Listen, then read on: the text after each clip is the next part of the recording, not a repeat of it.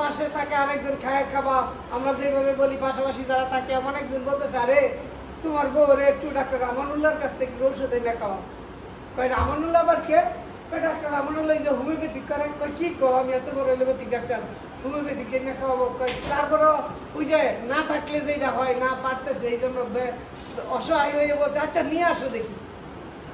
তো এত বড় ডাক্তারের কাছে ডাক্তার আমানুল্লাহ সাহেব গিয়া রুগীটা দেখলেন, দেখা রুগীলিপি করলেন। রুগীলিপি করলে যত্নের সহিত রুগীলিপি করার পরে উনি দেখলেন যে এই ওনার ডাক্তার উইলিয়াম কেন্টের ওয়াইফের ঔষধ সদৃশ্য নির্বাচিত ঔষধ আসছে নাক্স ভূমিকা। যদিও আমরা নাক্স ভূমিকা পুরুষের ওষুধ বলি, কিন্তু এই নাক্স ভূমিকা মহিলাদের ওষুধ এই কিন্তু কেন্টের জন্ম দিচ্ছে। আমি কি বুঝাতে পারছি কিনা?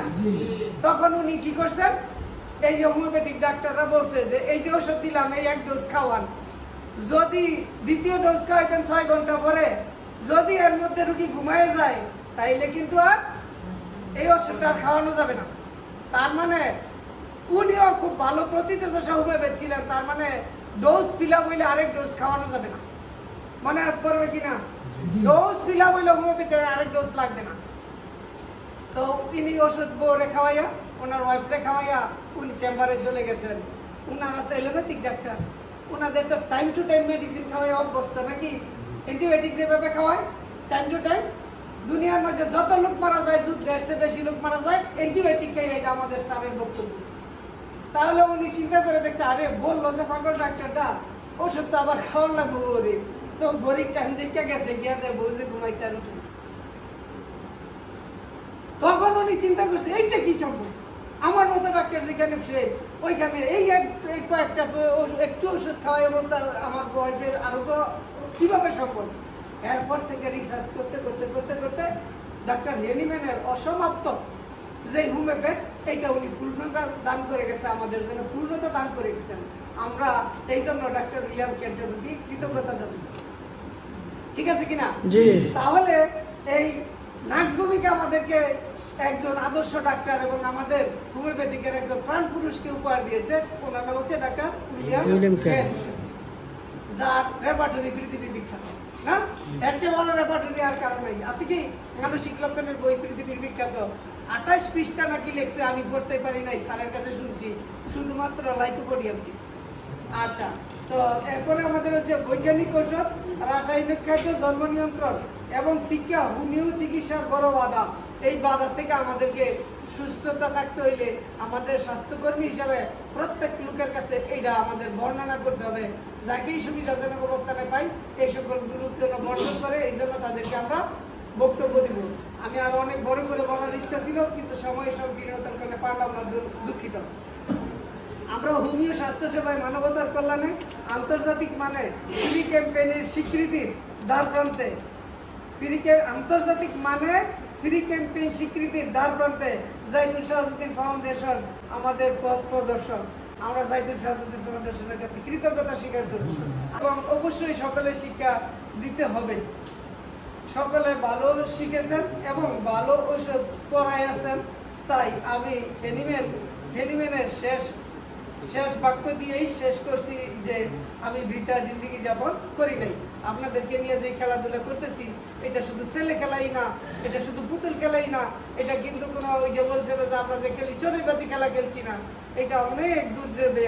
আমি না থাকি, যদি আপনাদের কাছে যখন আমি থাকবো না, তখন আপনারা এটা ধরে রাখবেন, এটা আপনাদের কাছে আমার রিকোয়েস্ট। আমি যখন থাকবো না আপনারা এটা হারিয়ে দেন না, এটা ছাড়িয়ে দেন না, এটা আপনারা সংঘবদ্ধ ভাবে কেউ না কেউ এটা ধরে রাখেন।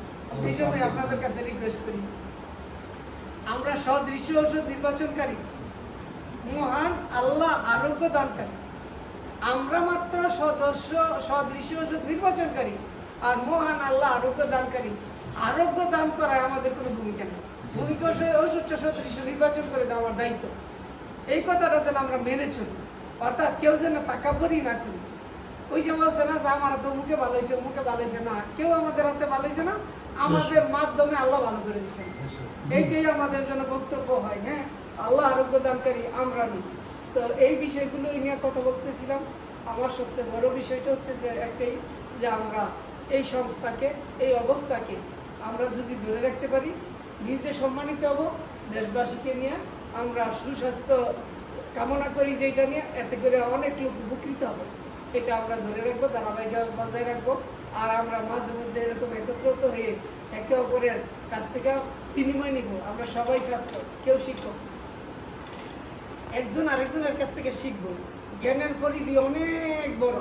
দেখা যাবে যে আমি গিয়ে জানি যে পুরো অর্ধেকটাই জানি, কিন্তু এই অর্ধেকের মাঝখানে যে এতটুকু দেখা যাবে এক কোনাটা আপনি আমার চেয়ে বেশি জানেন, ওইটা আমরা আহরণ করবো, তাহলে আমাদের পূর্ণতা আসবে। এই বলে আর যে বিষয়টা উঠে আসছে আলোচনার মাধ্যমে,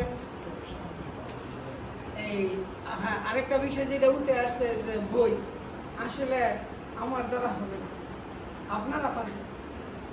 আমার কথাগুলো সম্পাদিত করে আপনারা প্রত্যেকে রাইটার হিসেবে এক একটা করে বই লেখেন, আর ওই বইটা ওই বইয়ের নির্যাস থেকে আমরা একটা বই তৈরি করে নিলে আমার একটা বই পেয়ে যাবে। বুঝাইতে পারলাম কি? আমি চেষ্টা করতেছি, কিন্তু আমি মাঝপথে এসে আর শুনাইতে পারি না, কারণ এত বড় ঝামেলার পর তুমি কৌশল প্রস্তুত প্রণালী, হ্যাঁ প্রণালী হাতে কলমে শিখি, এই বিষয়টা আমরা খাওয়ার পরে মানে আমরা এই কাজটা করে দেখাবো। এখানে আমি বলছিলাম যে আমার একটু এই সুগার অফ মিল্ক লাগবে, কার কাছে আছে কিনা, আনছিলেন কিনা? সুগার অফ মিল্ক আছে বা কেনা কর না, সুগার অফ মিল্ক লাগবে। আর বাকি গিয়ে আমাদের রাকিবুল ইসলাম সাহেব আমাদের আনছে, এই মাদার টিচার অর্থাৎ যেটা ত্রিফলা বানানোর সিস্টেমটা, এটা আছে, দেখে যাব। আর আমি আপনাদেরকে আইরিন বানানোটা এইটা আমি আজকে শিখাই দিব, যেটা চোখের ড্রপ বাইরেটা ব্যবহার করা যাবে না, দাঁতের মাজনটা বানানোটা আজকে শিখাই দিব। এবং আমরা ওই যে দাঁতের যে লাগানোর ওষুধটা, এইটা বানানোর ফর্মুলাটা আজকে শিখিয়ে দিব। এটা আমাদের পরবর্তী ক্লাস। আমরা আজকে এইখানেই সময় দিই, একদিন আমরা এখানেই সময় দিই। ধন্যবাদ সবাইকে। আজকে এখন